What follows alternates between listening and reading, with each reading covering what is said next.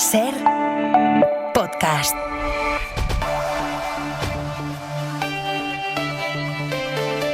Y ya lo saben, seguimos muy pendientes de los fuegos. Vienen 48 horas que son clave para poder contener estos incendios que asolan Madrid, Ávila, Toledo. 48 horas decisivas antes de la ola de calor. Lo más nuevo, acaba de comparecer el ministro del Interior, Fernando Grande Marlaska, que dice que lo peor ahora mismo se concentra en la zona norte del pantano de San Juan, en la Sierra Oeste de Madrid. Hemos de decir que de todo el trabajo realizado durante el día de hoy, tanto la zona de Mijares como la zona de Casillas han mejorado de una forma relevante, o por lo menos como esperábamos, y no hay ningún compromiso al respecto. Es cierto que esta tarde ha sido difícil utilizar los medios aéreos en la zona de Casillas, consecuencia de la nube de humo que irradiaba toda la zona. La zona que sí que nos preocupa y nos preocupa mucho en este momento es la parte norte del pantano de San Juan. Lo vamos a seguir con atención. Marlaska también ha dejado alguna buena noticia. Ha autorizado el realojo de 9 de los 11 municipios de Toledo desalojados. Pueden consultar la relación en nuestra página web en cadenaser.com. Pero es que lo llevan escuchando toda la hora anterior a un equipo de la cadena SER desplegado sobre el territorio, trayéndonos las historias, la última hora. En Madrid, Javier Ruiz Martínez, hola de nuevo. Hola Pablo, de nuevo. Sí, pues justo esa zona que mencionaba el ministro Marlaska es la que estamos viendo y la que te vengo hablando durante toda la tarde. Sigue habiendo un poquito de luz del día todavía, el sol ya se ha puesto, disco rojo detrás del humo y las montañas, y enseguida les vamos a ir viéndose marchar a los medios aéreos, hidroaviones, helicópteros, focas, pumas. Les vemos todavía parpadear algunos en el cielo, ya rumbo a base, pero en la otra base, la base del fuego, ahí siguen los brigadas forestales, sigue la UME, siguen los bomberos, sigue la maquinaria pesada, y es que en Valdemaqueda y las zonas del norte del pantano de San Juan, como ha dicho el ministro Marlaska, no hemos podido entrar evidentemente, pero sí hemos visto muchas imágenes de lo que están haciendo: refrescar el terreno, hacer cortafuegos, atacar las llamas, defender viviendas. La razón es doble: primero, porque ese es uno de los frentes principales del fuego, como acabamos de escuchar. La segunda, lo estamos advirtiendo, es porque si las llamas siguen avanzando, siguen subiendo hacia el norte de Madrid, encontrarán primero la Sierra Noroeste y luego Guadarrama y Somosierra. No puede pasar, no lo vamos a permitir, me ha dicho hace unos minutos uno de los UME antes de subirse a unos coches dirección a Valdemaqueda. Pues ojalá que sí, ojalá que no pase, ojalá que el fuego no llegue hasta ahí, ojalá que sí. Gracias, Javi. Hasta luego. Y en Ávila, atención, porque los bomberos han conseguido controlar los focos activos en las cumbres de Mijares. Alex García, hola de nuevo.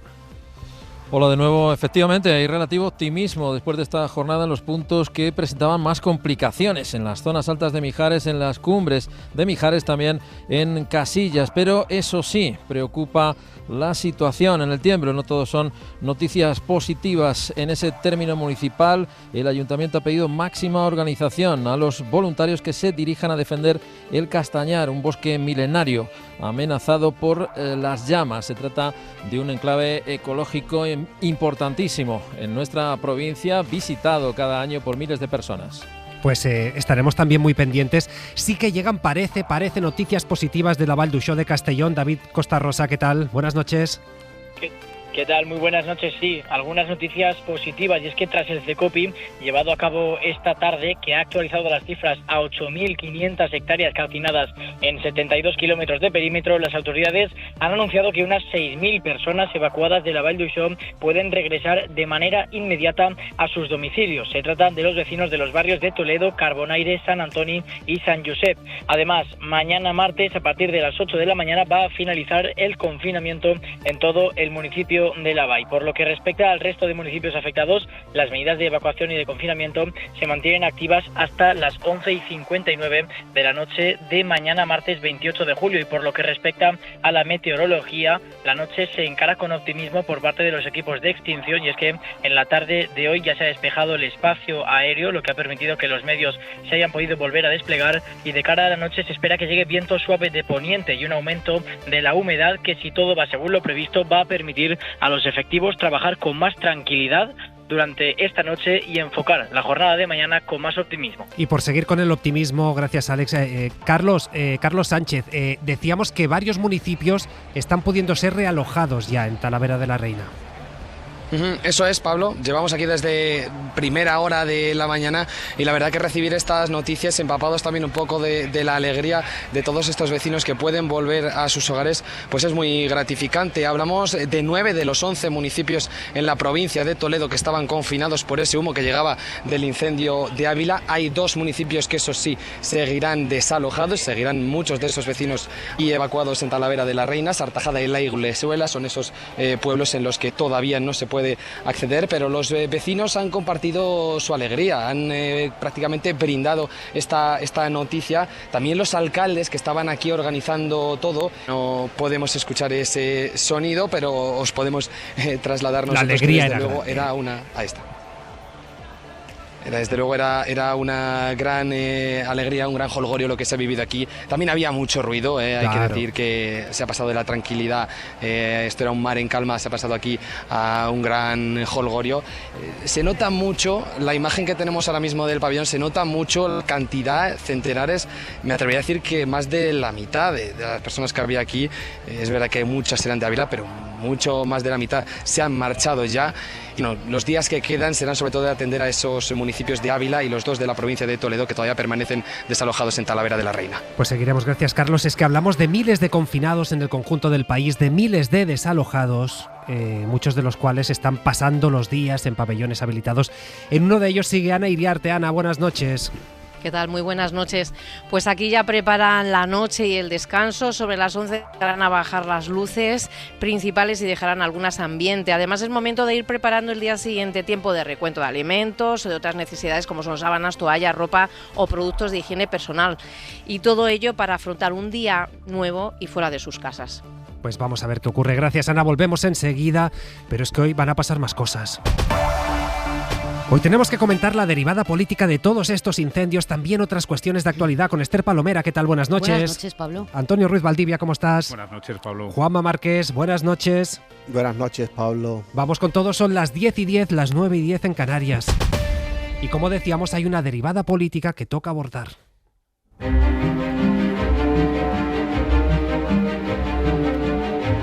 Y es que Pedro Sánchez insiste en la necesidad de un gran pacto de Estado contra la emergencia climática, un gran acuerdo que, si se acuerdan ya, planteó el año pasado, que chocó contra el muro del PP y que hoy el presidente ha situado, esto lo ha dicho en alusión a los pactos de los populares con Vox, como la verdadera prioridad nacional.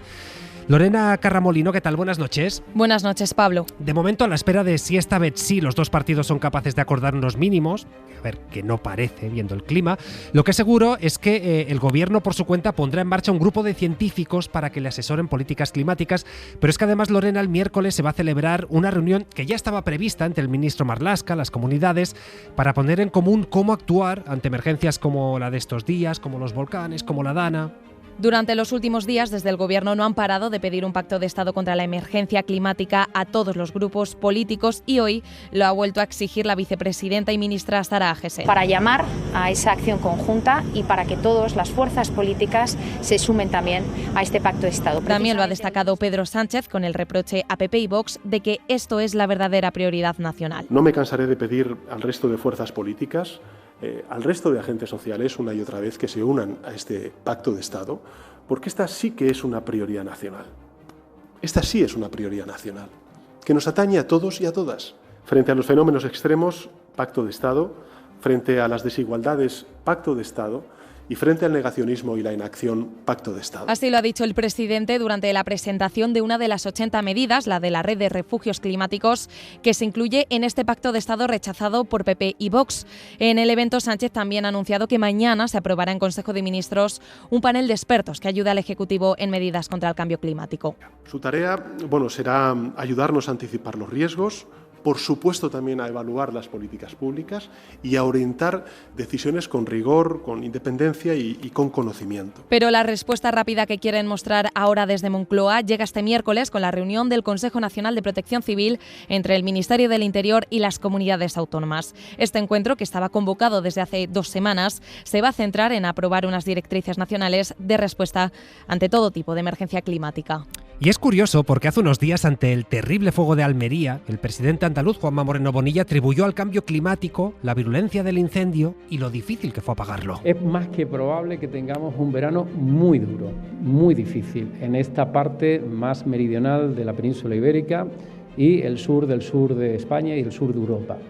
Aquí el cambio climático está afectando de manera muy importante y lo estamos viendo en un desorden climático con situaciones que son prácticamente desconocidas, muy excepcionales y cada vez más explosivas. Juanma Moreno Bonilla, Partido Popular, hablando de cambio climático, cómo eso dificultaba apagar los incendios. Pero hoy resulta que tras este ofrecimiento del gobierno, los populares, ¿qué han hecho? Pues relativizar el impacto de la emergencia climática sobre estos fuegos.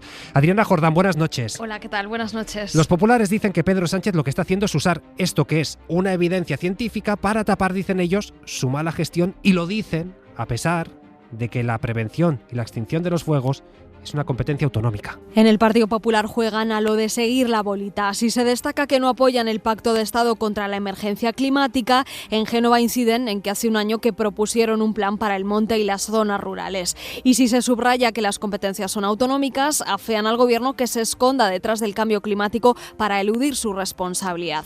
Esther Muñoz, portavoz del PP. Durante toda la historia de nuestro planeta el clima ha cambiado. Eso es de perogrullo. Yo creo que esto de el cambio climático mata, el cambio climático es el responsable de todo, es un mantra que repite la izquierda para evitar responder por las responsabilidades que tienen. Muñoz en Es Radio relativizaba también el cambio climático, igual que Isabel Díaz Ayuso, que prefiere detenerse en la responsabilidad de la mano del hombre, que dice que muchas veces supera la gestión. Que desde el 2014 el gobierno, en concreto el presidente del gobierno, viene hablando de ello. Pues 12 años más tarde, si es tan emergente, solo pido que nos diga cómo lo va a resolver. Yo lo que tengo claro es que tenemos que ver qué incendios han sido causados por la acción del hombre, que estamos viendo que por toda España está siendo la inmensa mayoría. Los populares se alejan también del Pacto de Estado. Creen que es papel mojado. Ayuso lo califica de políticas de brocha gorda, en Génova de marketing. Cuca Gamarra, vicesecretaria popular. Una cosa es hablar constantemente de un pacto y otra cosa es quererlo y trabajar por ello. En el PP sacan a relucir su Plan Nacional de Protección Civil que elaboraron hace un año con 50 medidas para el terreno rural y forestal. Limitan a estas propuestas su negociación con el Ejecutivo y marcan una conversación sobre un problema en el que dicen que quieren arrimar el hombro.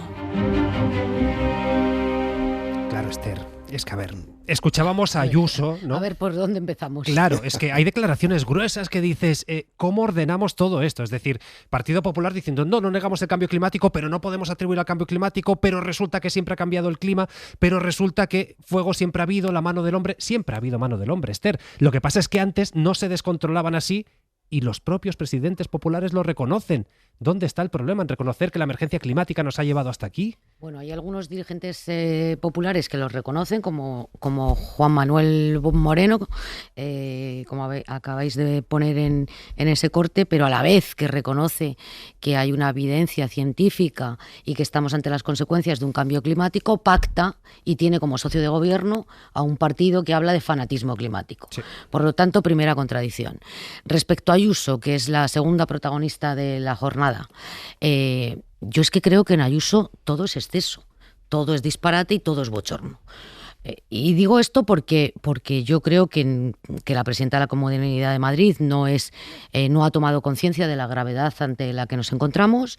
En segundo lugar, no ha entendido que tiene que haber un cambio de patrón en la lucha contra los incendios, como por ejemplo tomó nota Portugal en los últimos incendios tan graves que asolaron parte de su territorio, y el cambio de patrón consiste en que hay que invertir más en la prevención que en la extinción. Esto en la Comunidad de Madrid no ha pasado, por mucho que diga la presidenta de la Comunidad de Madrid, y recuerde que ha incrementado el presupuesto un 3,5 ya. Pero es que en los asuntos taurinos ha aumentado el presupuesto un 60%. Quiero decir, estas son las prioridades de la Comunidad de Madrid. Y luego, es que claro, intentar ocultar tu responsabilidad o tus carencias con chalecos, con mamarrachos y con lágrimas de cocodrilo, pues esto a estas alturas no sirve. ¿No te crees las lágrimas de Ayuso? No, porque es que el año pasado en la Comunidad de Madrid, en Tres Cantos, hubo un incendio gravísimo y la presidenta de la Comunidad de Madrid estaba en Miami. Y en esta ocasión lo primero que ha hecho, no pensando en lo que podía pasar ni en la responsabilidad que ella tenía que asumir, es pedir la emergencia nacional, que está muy bien, porque los medios iban a ser los mismos. Pero ella no lo hizo pensando en que iba a ser mejor para la Comunidad de Madrid. Lo hizo pensando en que las consecuencias, si las hubiera de estos incendios, las asumiera el presidente del Gobierno y no ella. Y luego, pues, esto de intentar convertirse en la protagonista de cada aparición pública sin tener en este momento la responsabilidad de coordinar los trabajos de extinción, pues a mí de verdad que me parece que es una performance a las que una más de las que nos tiene acostumbrados la presidenta de la Comunidad de Madrid, única y exclusivamente para eludir sus responsabilidades. Lo que pasa es que, Antonio, ante la gravedad de lo que estamos presenciando y de lo que pronostican los expertos, algo habrá que hacer desde la política, y está claro que esto no se puede hacer desde una lucha partidista. Es que hay que escuchar a los científicos y hay que escuchar a las Naciones Unidas. Y la evidencia está ahí, es una evidencia científica, no se trata de ideología, se tratan de datos. El planeta está ardiendo, es una señal que nos está mandando. Esto no es un debate de simple politiqueo de Esther Muñoz, es que la reflexión tiene que ser absolutamente profunda y nos estamos jugando la existencia como planeta y como especies. O sea, es una cosa tan profunda como esa y tan básica. Un dato. Hoy en España están calcinadas más de 172.000 hectáreas. A estas alturas, el año pasado eran 29.000. Son 6 veces más. Esta es la realidad de la España que se está quemando, de la España que está ardiendo. Y es verdad que está muy bien la cooperación en los momentos a corto plazo, como estamos viendo ahora. Es verdad que hay algunas disfunciones críticas, pero en general está habiendo coordinación entre administraciones. Pero esto no es un debate solo de marcar un gol en el último minuto. Esto es un partido que se está jugando desde hace mucho tiempo en el planeta y en el que se tienen que llevar a políticas profundas, meditadas y que sean efectivas. Y es verdad que este debate la derecha se lo quiere apropiar diciendo que es una especie casi de mentira satánica de la izquierda. No, esta es una realidad. Y escuchábamos al presidente de Andalucía hablando del cambio climático, pero una cosa son las palabras y otra son los hechos. El pacto que ha firmado con Vox para él tener la Junta de Andalucía es un pacto que es una enmienda a la totalidad a la Agenda 2030, que viene de las Naciones Unidas, al propio Pacto Verde, que viene de la Unión Europea, donde el partido principal es el Partido Popular Europeo. O sea, está haciendo una enmienda a la totalidad a las propias consignas o los propios postulados que tienen los conservadores europeos. Pero todos se están viendo también arrastrados absolutamente por el discurso de la ultraderecha, que ha hecho del campo y del medio rural una especie de granero de votos. El problema es que si no se ataca ese cambio climático y lo que está pasando, va a hacer desaparecer el propio campo. Juanma. Bueno, en el Pacto de Andalucía con Vox es verdad que Juanma Moreno al menos consiguió que no se negara el cambio climático. Yo creo que ahí es una de las pocas cosas que consiguió. Mira, la ignorancia científica de muchos de los políticos españoles siempre ha sido proverbial. Y el descaro también. Lo de Esther Muñoz es un descaro. Es un regodearse en su propia ignorancia. Esto que dice, el cambio climático siempre ha existido en el planeta Tierra es una verdad de perogrullo. Bueno, es verdad que siempre ha existido. Ya lo de perogrullo creo que aquí mezcla un poco algunos conceptos. Es verdad que ha habido cambios climáticos en el planeta Tierra. Siempre, es cierto. Pero hay dos diferencias fundamentales con el ahora. Uno, ahora es la humanidad la causante del cambio climático. Y eso no había ocurrido hasta ahora. Y dos, la velocidad con la que se está produciendo el cambio climático no había ocurrido nunca. Nunca. En los cambios anteriores, que nos tenemos que ir no a la Edad Media ni al tiempo del hombre de Cromañón, sino que nos tendríamos que ir a era geológica, esos tiempos, esos cambios ocurrían a lo largo de milenios. Las especies animales y vegetales le daban tiempo a transformarse, a cambiar. Eso no está sucediendo ahora.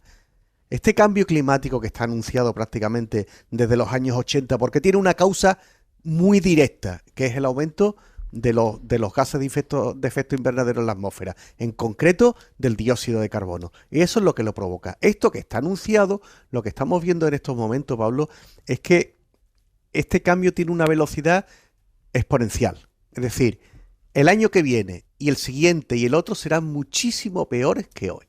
Muchísimo peores. Y veremos cómo lugares de la provincia, de la península ibérica llegan a temperaturas de 50 grados.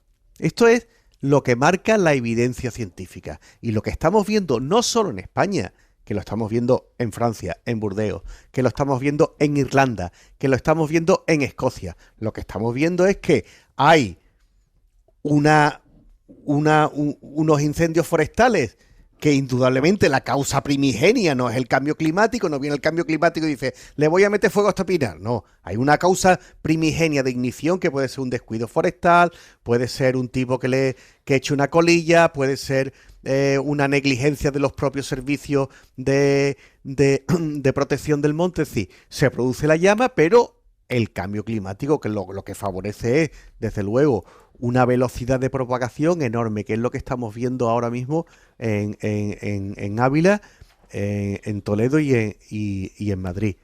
Y yo creo que el pacto, yo soy muy escéptico de los pactos de Estado, muy escéptico. Pero yo creo que en esta ocasión, como lo que están vinculados son las diferentes administraciones, que es la administración central, la administración autonómica, que es la competente en la prevención y en la extinción forestal, la autonómica y la local, pues bueno, pues se pueden poner de acuerdo. Ahora yo creo que no va a ocurrir ese pacto de Estado porque estamos ya al borde del final de la legislatura y eso no va a ocurrir. A mí me molesta mucho, lo que sí me molesta mucho es que el PP, en efecto, no solo ha comprado el discurso de Vox respecto al cambio climático, o una buena parte del PP, sino que encima le ha comprado los argumentos que lo justifican. Vox ya no niega, en muchos sitios Vox no niega el cambio climático. Vox no lo niega. Dice, bueno, puede que esté cambiando el clima, pero el clima es que cambia de una manera natural y ha ocurrido siempre a lo largo de la historia del planeta Tierra, que es lo que Esther Muñoz le acaba de comprar hoy. Bueno, lamentable. Y después hay una cosa de lo de Isabel Díaz Ayuso. Vamos a ver, tiene el rostro de hormigón. Que el jueves, hombre, ¿qué hizo el jueves Díaz Ayuso? Con sus competencias estrictas, sus competencias en materia forestal, en prevención y en extinción del fuego. Dijo, yo no puedo, que venga el gobierno y me ayude.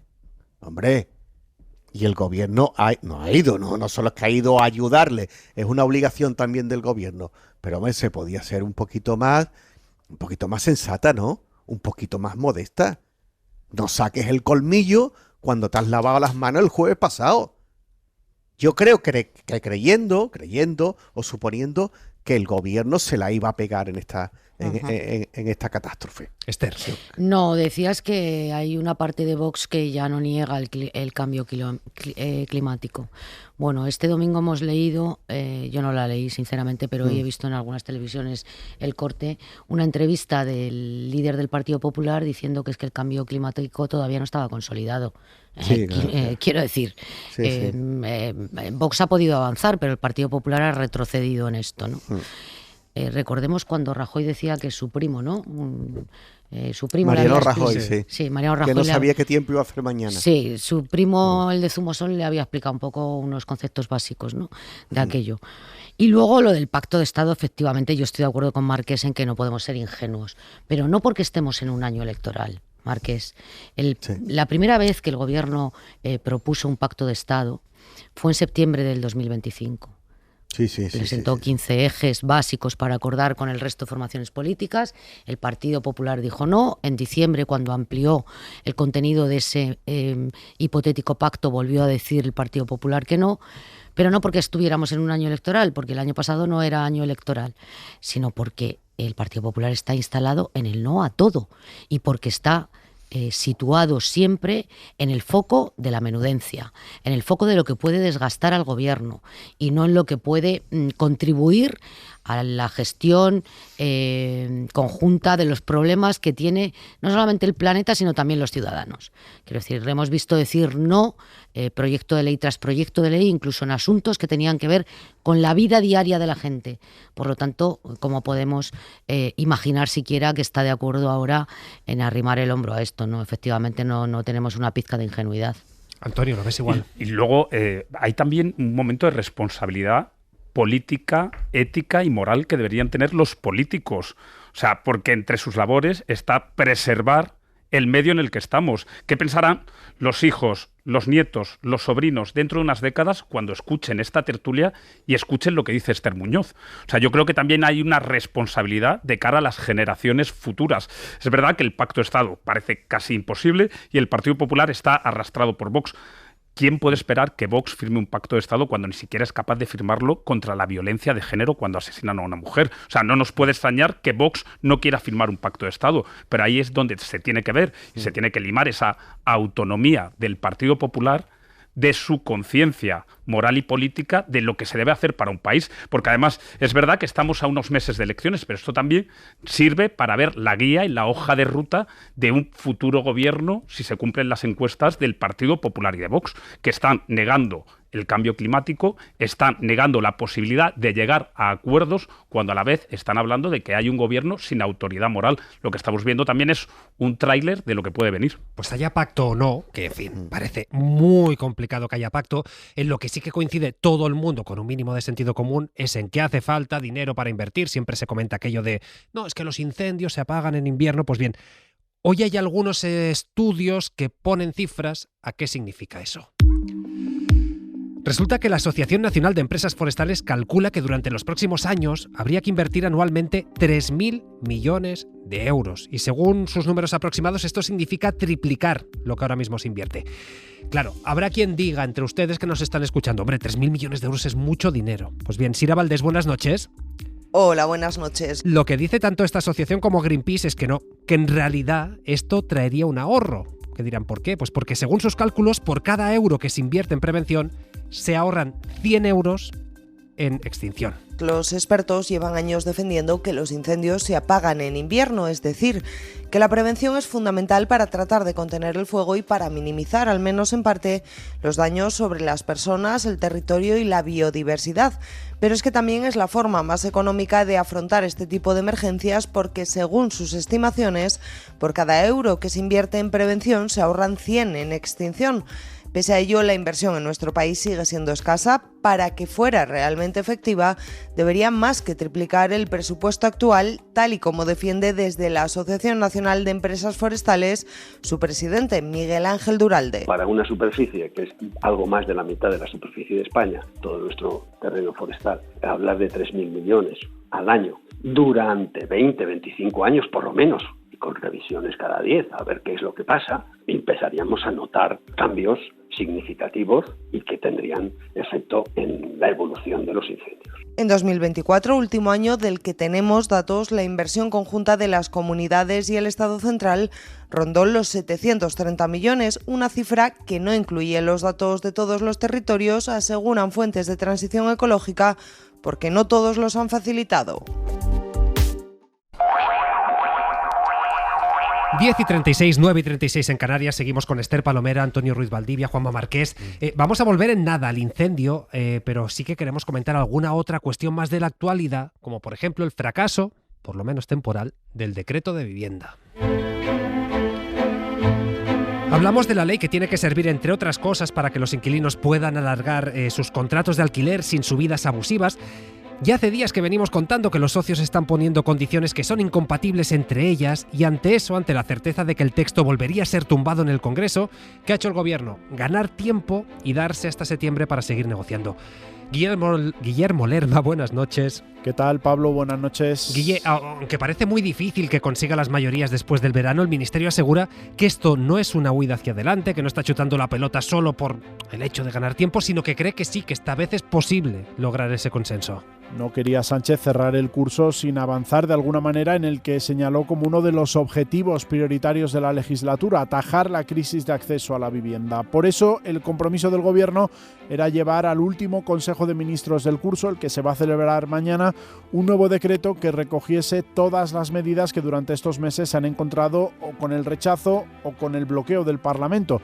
Pero una vez más, la falta de apoyos y los vetos cruzados entre los grupos de la investidura obligan a la Moncloa Moncloa a rectificar. Ernest Urtasun, ministro y portavoz de Sumar. Que los grupos parlamentarios nos han pedido un poco más de tiempo para poder terminar de alcanzar un gran acuerdo. Y nosotros ese tiempo estamos desde luego dispuestos a darlo. No habrá ni prórroga de los contratos, ni bonificaciones fiscales o topes al alquiler vacacional, al menos por ahora, porque los socialistas se comprometen a aprobar el texto en el mes de septiembre, un retraso que busca dar margen a la negociación y no evitar, según el Ministerio, una derrota segura. Montse Mínguez, portavoz de la Ejecutiva Federal del PSOE. Pero aquí hay dos problemas con los que se encuentra el Gobierno de España, que las comunidades autónomas no están pedaleando al mismo ritmo que lo hace el Gobierno de España, y el otro, como ustedes saben, es el Parlamento, en el que son muchos. Pero lo cierto es que los partidos mantienen sus líneas rojas. Podemos rechaza la reforma de la ley del suelo, que pone como condición el PNV, i Junts. Nosaltres no participarem d'una perpetuació de les actuals polítiques d'habitatge que haurien de fer.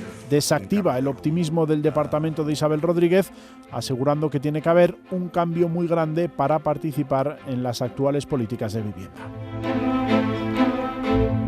Juanma, el gobierno dice no ganamos tiempo por ganarlo, pero parece casi imposible que este decreto pueda esta vez sí tener el aval del Congreso.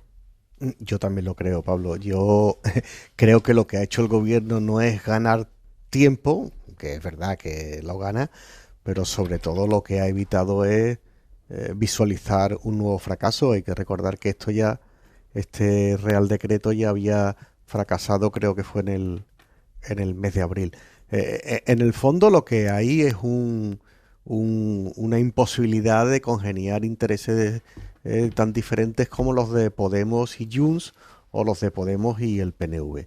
Pues indudablemente van a chocar, y como ya en este final de legislatura, aunque Esther me dirá ahora que al principio tampoco llegaban a acuerdo, cosa que también es cierto, tampoco llegaban a acuerdo al principio, pero ya en este final de legislatura ya no hay una argamasa para unir a Podemos, Junts y PNV, por ejemplo, ¿no? En esto de la vivienda.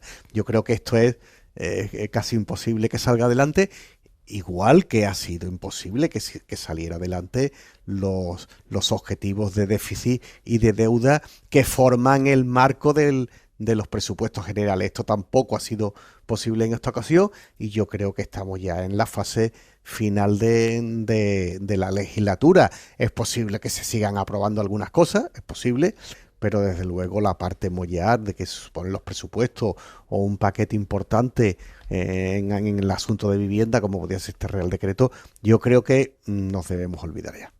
Esther.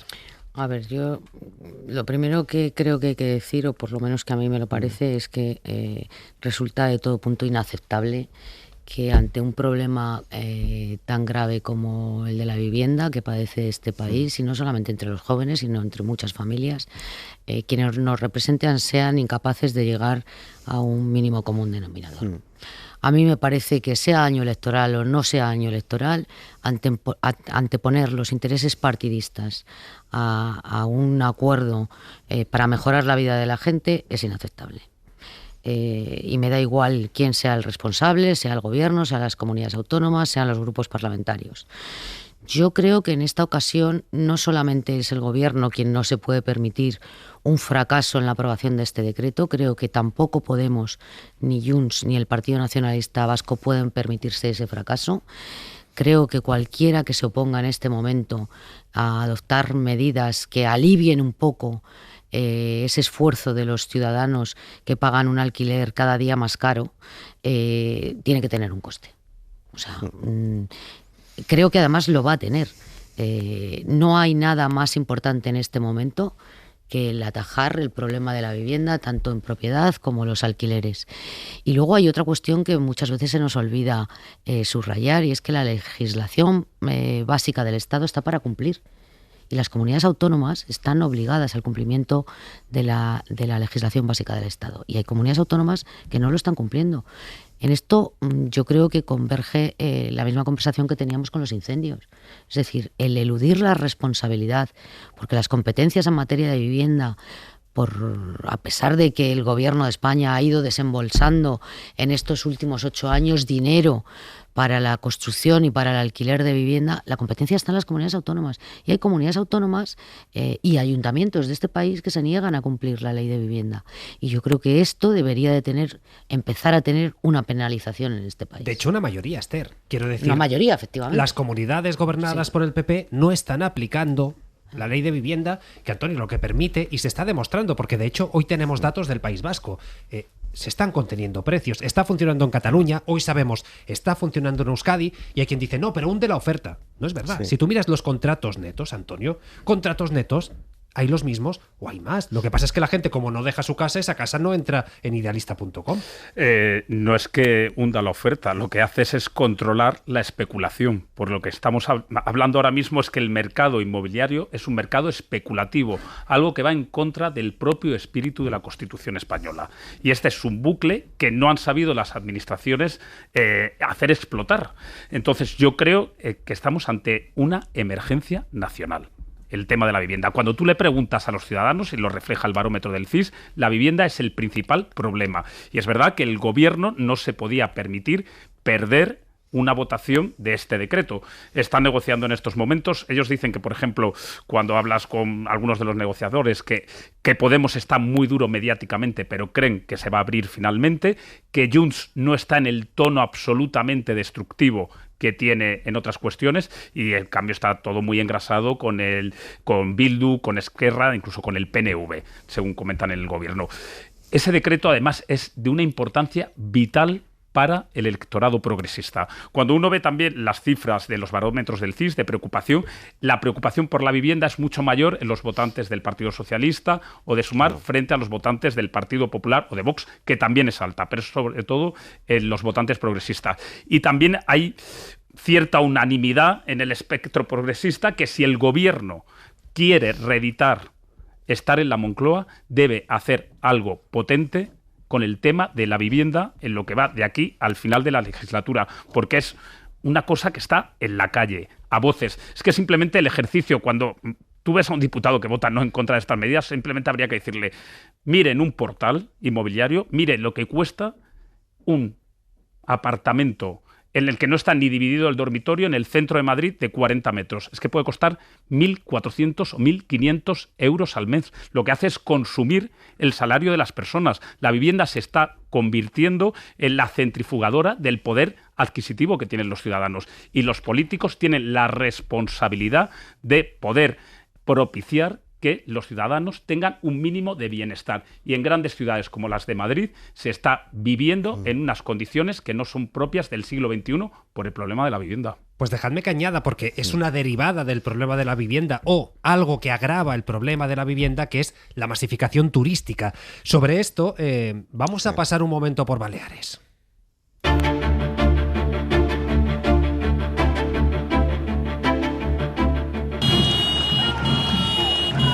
Y es que este fin de semana en Mallorca ha habido una manifestación multitudinaria, una de las más masivas que se recuerdan, para protestar contra el turismo, que sigue completamente desbocado en la isla.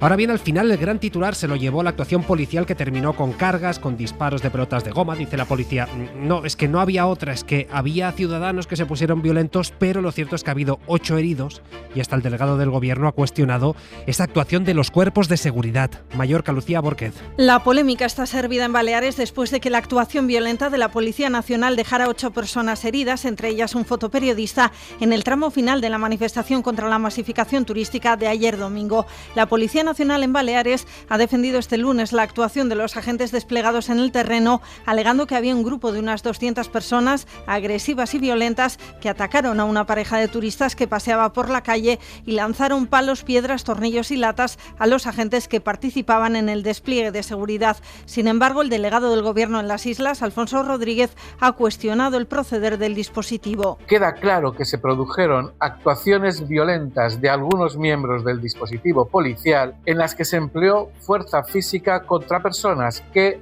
aparentemente no suponían una amenaza ni para la seguridad de los agentes ni para otras personas. Menys Turisme Més Vida, plataforma organizadora de la marcha, y partidos como Més per Mallorca y Podemos han pedido la dimisión del delegado del gobierno. Antonio, ¿qué hacemos con el turismo, que también es un problemón, ya no solo a nivel de vivienda, sino a nivel de ocupación de espacios, de servicios públicos, de transporte, de incluso cómo cambia el paisaje en restaurantes, tiendas. ¿Qué hacemos? A ver, el turismo es nuestro petróleo, pero tenemos que saber cuidarlo. Y desde hace unos años se nos está desbordando. El turismo, que es una fuente de ingresos imprescindible para lugares como es Baleares, pero el problema es que no se está repartiendo esas ganancias, no están llegando a los ciudadanos, no solo es que no estén llegando, sino que están repercutiendo de forma negativa. Un ejemplo, si tú vas a Ibiza este verano, entrar en una sesión de Calvin Harris o de Swiss House Mafia cuesta mínimo 120 euros en una copa. Qué bien te lo sabes, entrada, sin una entrada. Y la copa puede costar de 25 euros en adelante. Estamos hablando de precios absolutamente desorbitados y con unos turistas de un nivel adquisitivo enorme que vienen pues de lugares de Europa, de Oriente Medio, de Estados Unidos. ¿Y cuál es el problema? Que la gente que pone esas copas, como mucho, puede vivir en una caravana. Claro. Esa es la realidad que hay en Ibiza.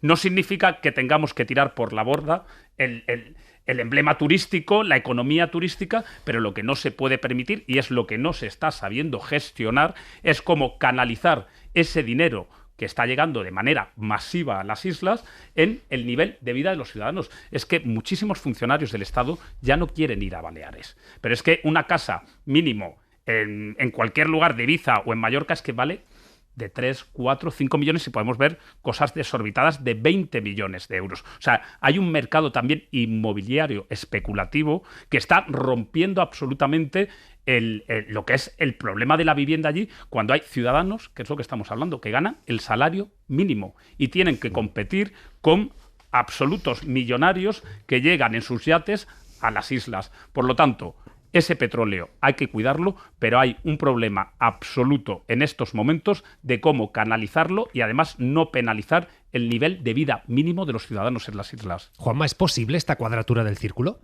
Hombre, yo creo que sí, que es posible. Te voy a decir, yo creo que es más fácil que lo de los incendios. Vamos a ver, yo he sido siempre un defensor del sector económico del turismo, sobre todo en aquellos sitios como en Andalucía, donde nos ha faltado otro tipo de sectores económicos, o se extinguieron o se fueron a otra parte. Y el turismo sigue permeando mucha riqueza al resto de la población. Es verdad que, como todos los sectores económicos, puede concentrar riqueza en determinadas personas, pero da mucho trabajo y da mucho empleo y da mucho dinero. Yo creo que hay un punto de inflexión con el tipo de turismo basado en las viviendas de alquiler. Yo creo que los hoteles son al turismo lo que las fábricas son a la industria. Y un hotel abierto, pues son puestos fijos de trabajo y es una continuidad y es una especialización. Mientras que la vivienda turística al final lo que hace es competir con el ciudadano. Y en efecto, hay sitios donde el modo de vida del ciudadano está completamente arruinado por el turismo. Es decir, el que no vive del turismo en algunos sitios se tiene que terminar marchando. Yo creo que el ejemplo que ha citado Antonio con las islas es el ejemplo paradigmático, ¿no? Lo que está ocurriendo en Ibiza, pero está ocurriendo también en Málaga, está ocurriendo en el centro de Sevilla, está ocurriendo en muchas capitales. Y ahí yo creo que hay una parte, por eso digo que es más fácil, hay una parte fundamental que es las decisiones de los ayuntamientos. Los ayuntamientos tienen que tomar ese tipo de decisiones. Y algunos las están tomando y otros las están tomando muy tarde. Por ejemplo, el Ayuntamiento de Málaga hoy ha dicho el Ayuntamiento de Málaga que ya no va a aceptar más viviendas turísticas ni que se conviertan los locales en viviendas turísticas. Llega tarde, porque Málaga no solo es que la vivienda de alquiler o la vivienda de propiedad esté ya en niveles atmosféricos, no me sale la palabra, sino que además el turismo ha tenido un impacto en la vida habitual de las personas que paseaban por Málaga bestial. es que prácticamente la ciudad ha sido vendida, en el caso de Málaga capital, vendida a un turismo de baja calidad, que ha colonizado el centro de Málaga, que tiene comportamientos incívicos, que hay sitios que lo dejan hecho una porquería todos los fines de semana, y bueno, viene a tomar la medida, pero viene a tomarla bastante tarde. Pero yo creo, sinceramente, que es posible dominar esto, es posible controlar esos efectos del turismo que son perniciosos y actuar pues prácticamente desde este mismo momento, porque además yo hago otra reflexión, ¿no? ¿Cuánto dinero se está gastando y se sigue gastando en promocionar el turismo en ciudades donde ya no le hace falta promocionar el turismo? Porque se gasta mucho dinero, las consejerías de turismo tienen mucho dinero en promoción y muy poco gasto en personal. Por eso Vox, por ejemplo, en Andalucía, la que ha cogido es la Consejería de Turismo, que da mucho dinero para invertir, mucho dinero para promociones. Yo haría un replanteamiento y diría, bueno, ¿qué tipo de publicidad o de promoción queremos hacer de nuestras ciudades? Esther. Hablaba Marqués de Málaga, pero claro, es Málaga, es Sevilla, es Madrid, sí, Barcelona. Almería. Yo creo que Joan Colboni fue de los primeros alcaldes en empezar subir la tasa turística, empezar a tomar decisiones para limitar los pisos turísticos. Pero efectivamente es la joya de la corona del turismo. Yo creo, si no han cambiado las cifras, representa el 13% de nuestro PIB. Pero yo llevo lustros escuchando al sector hablar de la necesidad de un cambio de modelo a un tipo de modelo de mayor poder adquisitivo, porque no, en Baleares no todo el mundo que va a Baleares tiene un altísimo poder adquisitivo, al contrario, hay un turismo de baja calidad, igual que en muchas grandes ciudades y especialmente en las zonas de costa de este país, que lo que hace es abaratar el precio porque gastan principalmente en los pisos de alquiler turístico. Y yo creo que esto tiene que ver con lo mismo que hablábamos antes de la ley de vivienda, ayuntamientos, comunidades autónomas que no toman las decisiones que tienen que tomar. Y la especulación, que antes lo mencionaba Antonio, es una obligación constitucional de los poderes del Estado. Es decir, el artículo de la Constitución que garantiza el derecho a la vivienda también establece como una obligación de los poderes públicos evitar la especulación. Y esto es lo que está pasando. Por lo tanto, yo creo que es un suspenso generalizado desde hace décadas de todos los que han gobernado este país y sobre todo las grandes ciudades, ¿no? Pues vamos a seguir después con el análisis, después con los incendios.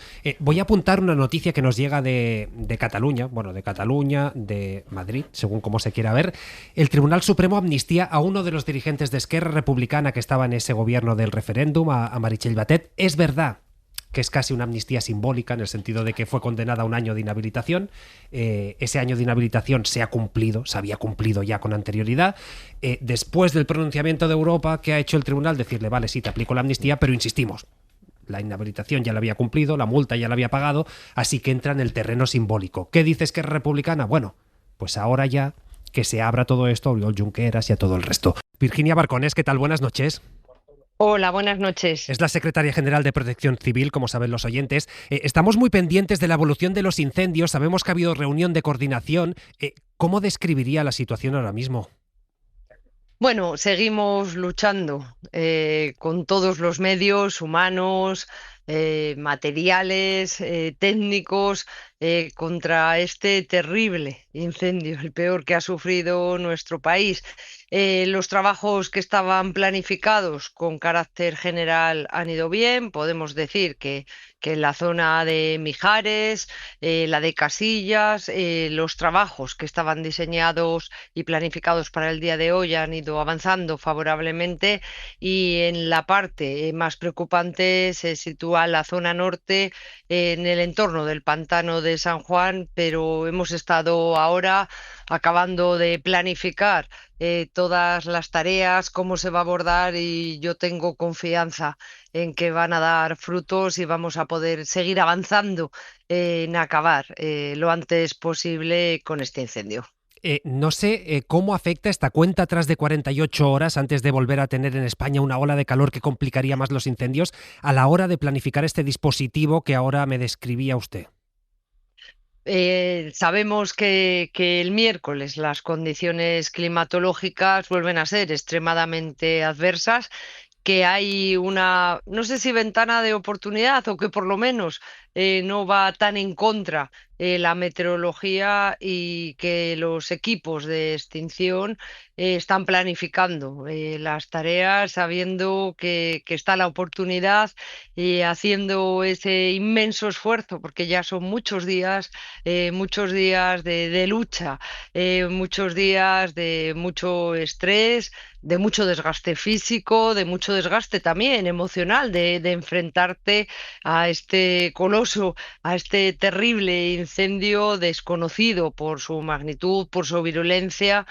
Pero yo quiero ser optimista porque confío tanto en los extraordinarios servidores públicos que tiene nuestro país y además trabajando todos juntos, codo con codo, hombro con hombro, bomberos de ayuntamientos, de diputaciones, de comunidades autónomas, no solo de las afectadas, porque están trabajando medios de muchas comunidades autónomas y todos los medios y todas las capacidades del Estado y también la ayuda a nivel internacional.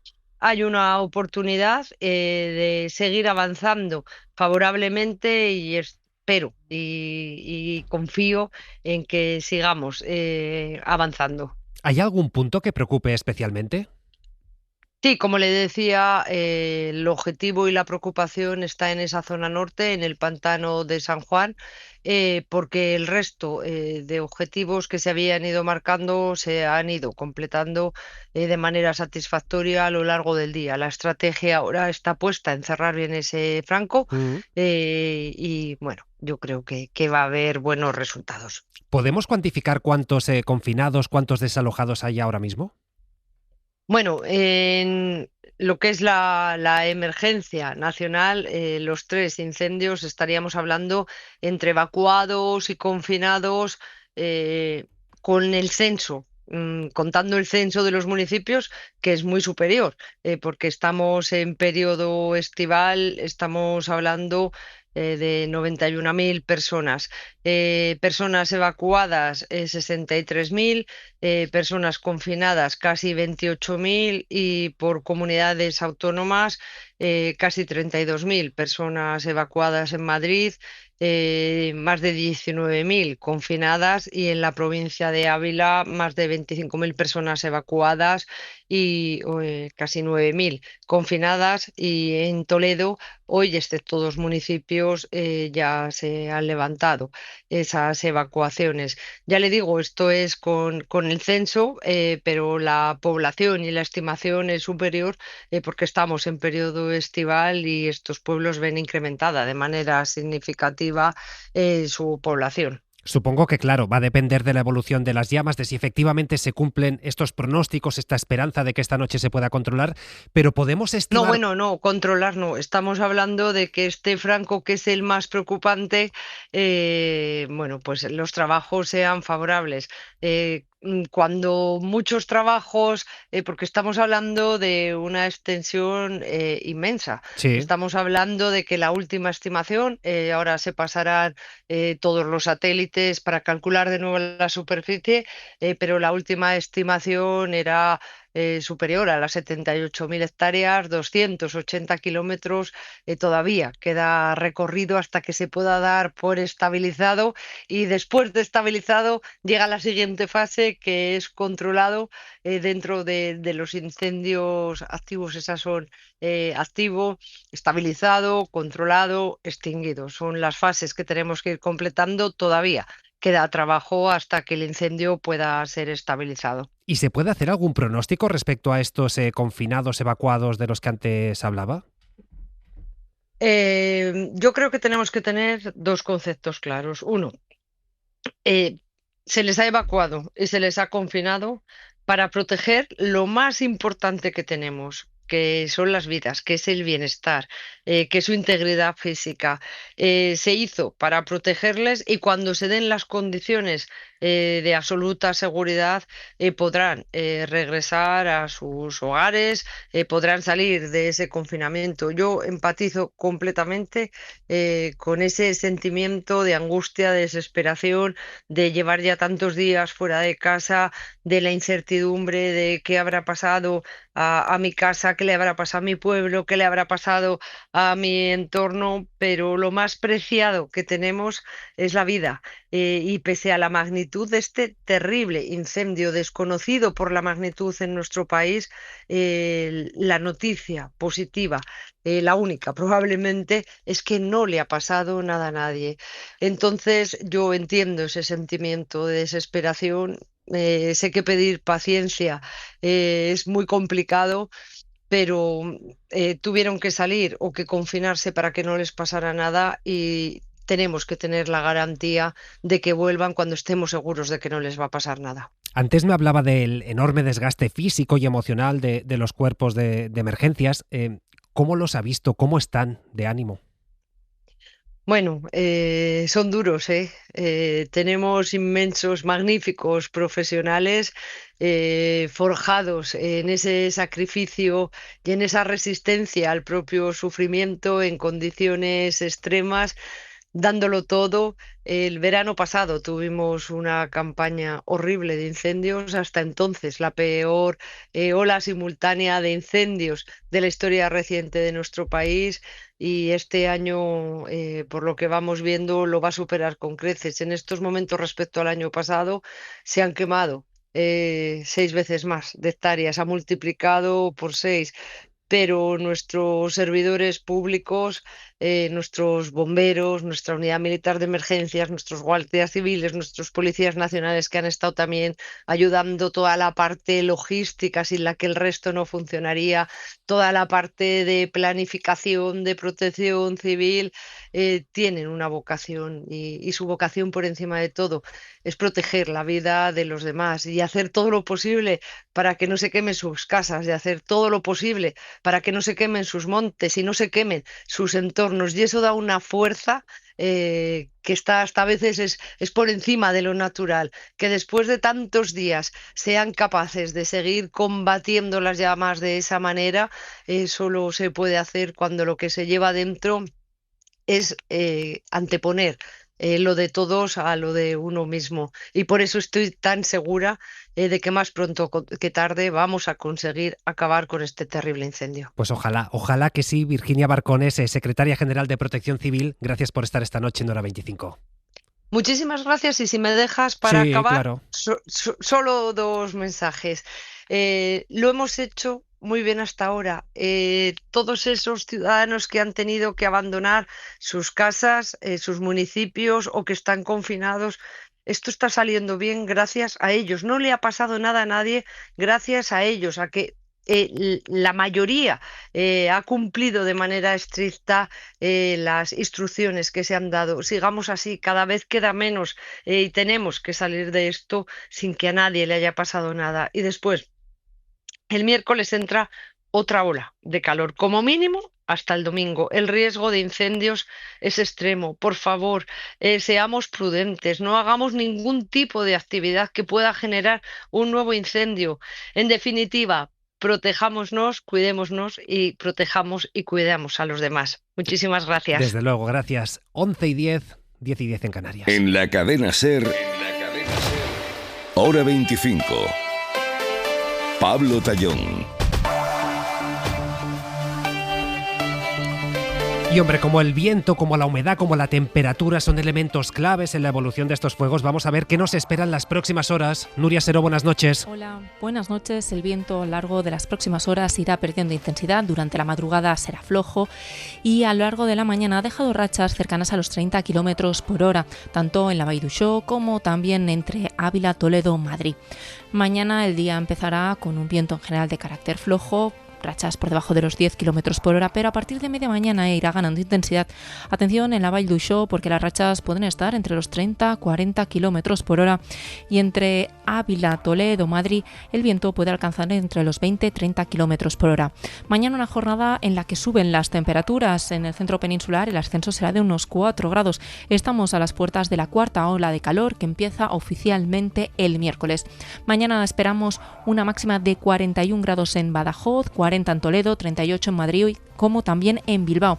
Una jornada en general con pocas nubes y con viento de levante en el área del estrecho. Y ya saben que ante catástrofes como estos incendios muchas veces sale, lo decíamos antes, lo mejor de las personas, pero también lo peor.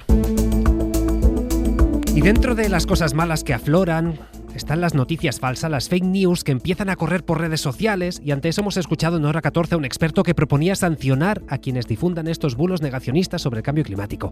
Ahora vamos con la propuesta, pero antes, Mariola Lourido, buenas noches. ¿Qué tal, Pablo? Buenas noches. Vamos a desmentir algunas de estas mentiras que seguro muchos de ustedes, muchos de nuestros oyentes han recibido a través del móvil, han visto en redes, han escuchado en el bar. Pues la que se repite cada verano con incendios es: no nos dejan limpiar el monte, ni desbrozar, ni recoger leña. Los ecologetas están fastidiando a los ganaderos y agricultores con la Agenda 2030. Otra muy de taberna. En España siempre ha hecho mucho calor. El cambio climático es una excusa del gobierno. Esta es muy clásica. Se quema el monte para recalificar o para las renovables. Y algo que ha defendido Feijóo: detrás de los incendios hay tramas terroristas o incendiarias. Y también es recurrente lo de que la gestión de los montes es un caos de competencias. Pues bien, la Ley de Montes, aprobada en 2003 por Aznar, obliga a los propietarios privados y ayuntamientos a tener limpios los montes. La Agenda 2030 no es una ley, es un plan de acción global de la ONU para proteger el medio ambiente. La crisis climática está multiplicando de forma exponencial los efectos de los incendios forestales. Los últimos 4 años han sido los más cálidos y el miércoles entramos en la cuarta ola de calor en poco más de un mes. La Ley de Montes prohíbe urbanizar la superficie quemada en al menos 30 años y todas las investigaciones policiales y judiciales han desmontado lo de la trama terrorista. La causa de la mayoría de los incendios son imprudencias, una avería de un coche que prende fuego, una barbacoa, quemas de rastrojos mal controladas, el uso de maquinaria agrícola o los rayos. Y por último, las competencias están claras. Corresponde a las comunidades autónomas vigilar la limpieza de los montes, la gestión de la prevención y la extinción del fuego. Y Mariola, lo comentaba antes, yo escuchaba al mediodía en Hora 14 con Sohaib, cómo hablaba con un experto científico en cambio climático que decía, no, lo que hay que hacer es sancionar a quienes difundan este tipo de bulos.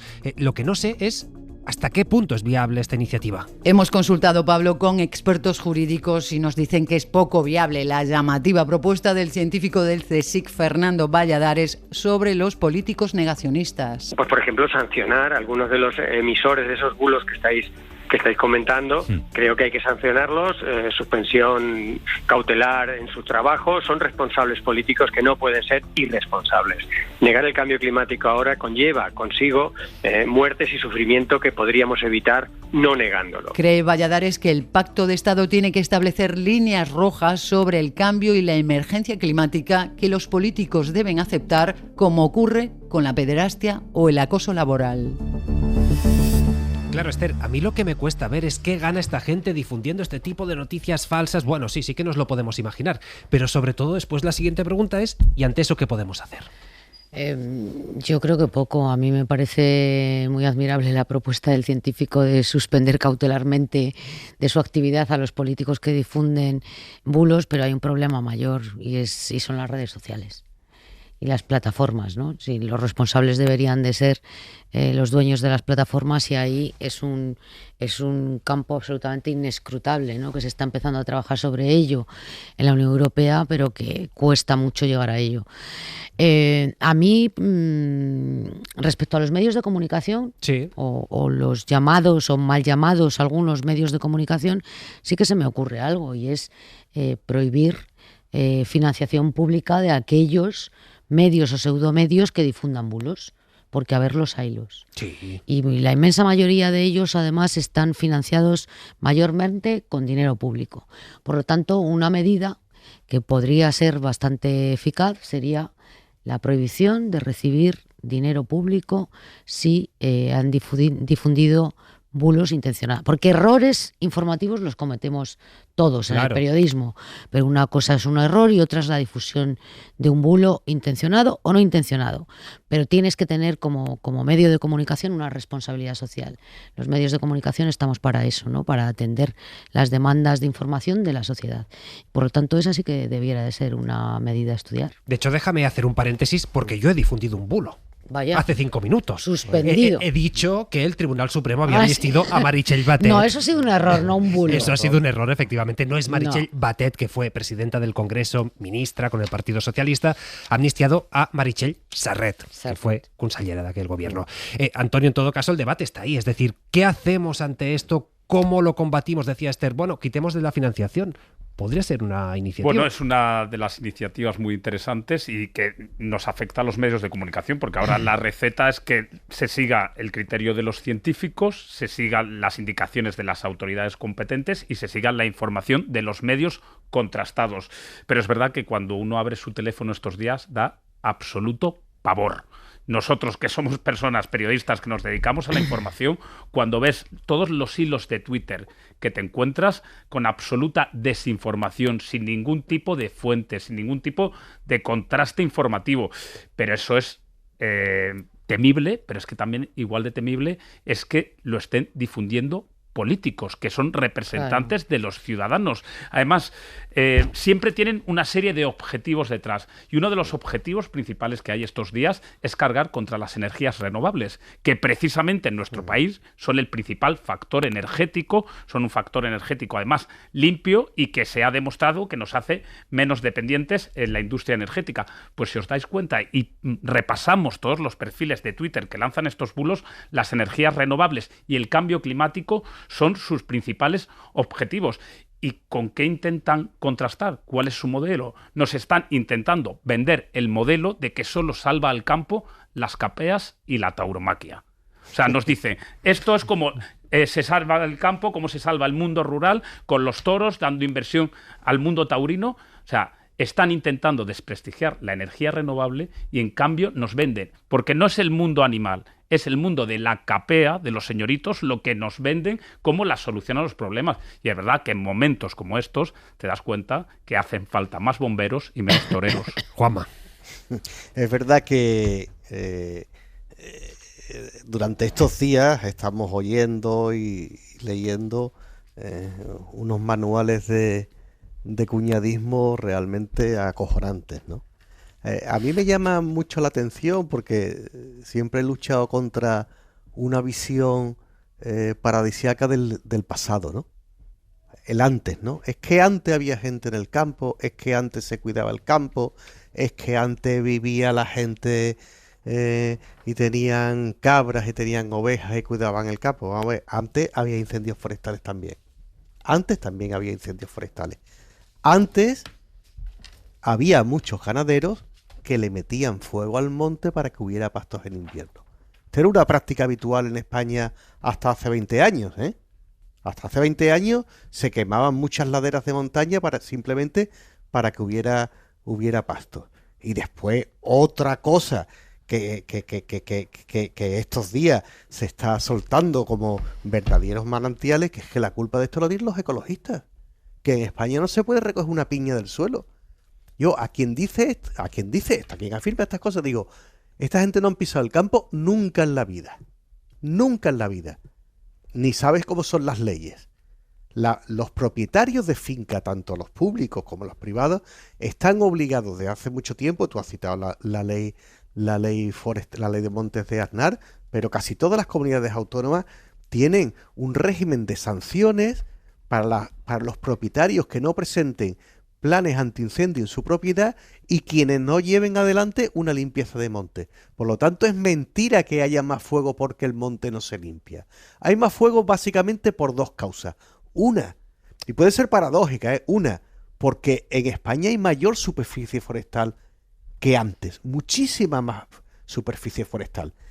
Y algunos no son bosques, pero otros son zonas de matorral o zonas donde antes había cultivo y hoy prácticamente, pues está creciendo la maleza o como queramos llamarle, de una manera, pues absolutamente natural. Eso es verdad, hay más materia forestal y hay también un cambio climático que favorece que cada vez que hay un incendio, pues se propagan con mayor rapidez. Y por lo tanto, donde hay que actuar, lo que hay que actuar es en planes de prevención, en planes de ordenación forestal, pero teniendo en cuenta una cosa, Pablo, esto a mí me gustaría que quedara claro.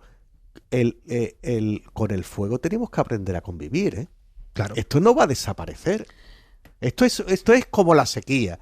Los incendios forestales van a ser una práctica todos los veranos en España y en las zonas mediterráneas, incluso en el centro y en el norte de Europa. Y tenemos que saber convivir y adelantarnos. Por ejemplo, yo estoy muy preocupado porque hay una cantidad de urbanizaciones hechas en zonas forestales o de monte sin protección que son acojonantes. Es que el urbanismo fuera del núcleo de las ciudades se ha expandido bastante. Y en el caso de los incendios de Madrid y de Toledo y de Ávila, hay un hecho muy satisfactorio hasta el momento. No ha habido ningún muerto, ¿eh?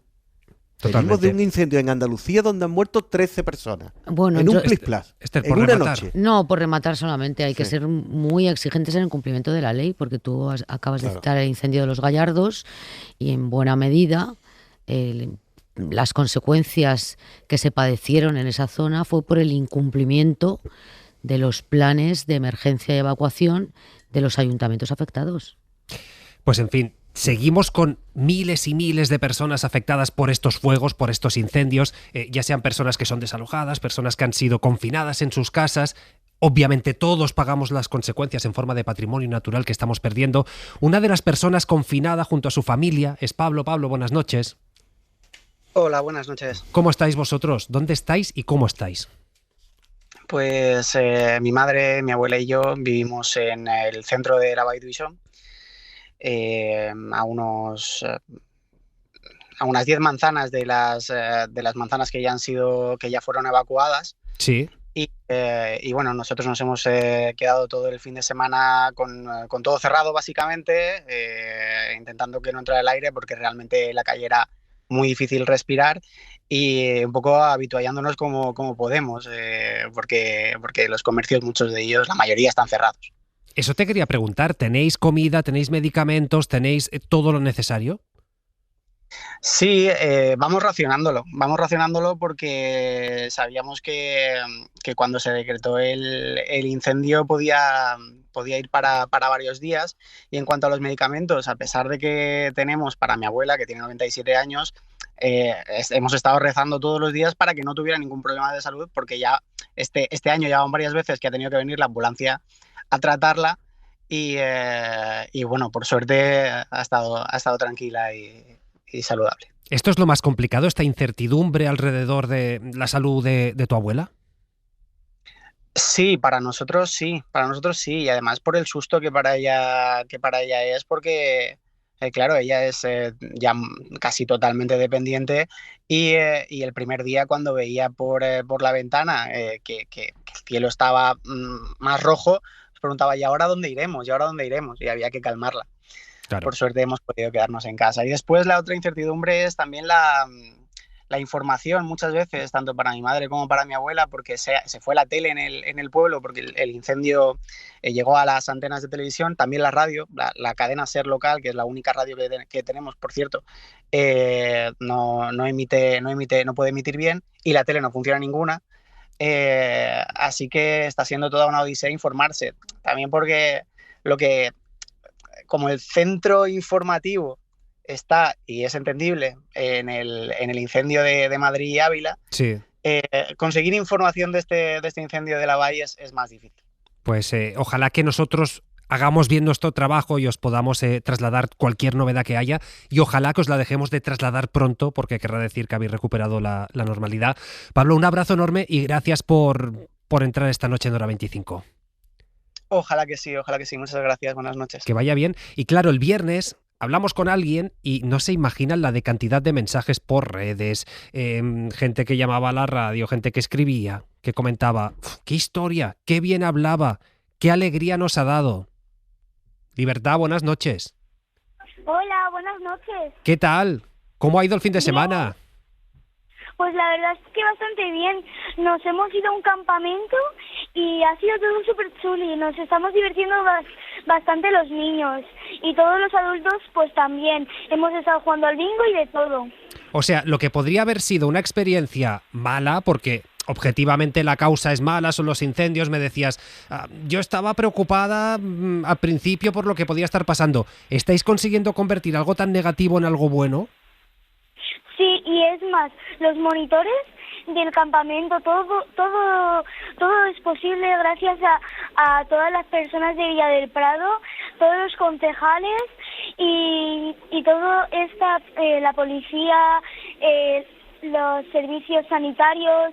Es más, se me hinchó el ojo. Sí. Y gracias a ellos, el ojo lo tengo perfecto, me he podido bañar perfectamente en la piscina con el cloro sin que me pasara nada. Así que si escuchan esto, les quiero agradecer un montón a Villa del Prado y a todos. ¡Qué maravilla! ¿Titi está bien?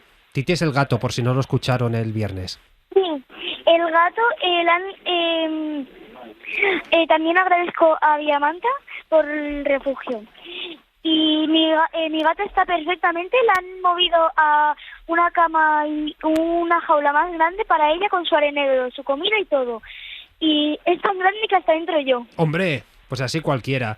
Libertad, sigue disfrutando dentro de todo esto, que ya lo recordarás como algo excepcional, sigue disfrutándolo tanto y nos lo sigues contando si te apetece. Claro. Un abrazo enorme, Libertad, cuídate. Igualmente, adiós. Hasta luego, pues qué maravilla acabar así. Esther Palomera, Pues Antonio sí. Ruiz Valdivia, Juanma Márquez, ¿qué podemos Se decir está ante esto? pasando bomba. Nada. Sí. Es la Está parte pasando buena. genial. ¿Cuántos años tiene? Tiene 11. Bueno, madre mía. Maravilloso. No, el viernes Una estuvo comunicadora, sensacional. ¿eh? Sí, tiene Sí, tablas. tiene madera, Tenemos tiene en unos madera. años aquí, ya verás. Vaya. En fin, gracias a los tres, cuidaos mucho. Gracias, Un abrazo oyentes, grande. por Un acompañarnos. abrazo. Un abrazo a todos. Llega el larguero, no se marchen, queda mucha radio, queda mucho por contar. Hasta mañana. Para no perderte ningún episodio, síguenos en la aplicación o la web de la SER, Podium Podcast o tu plataforma de audio favorita.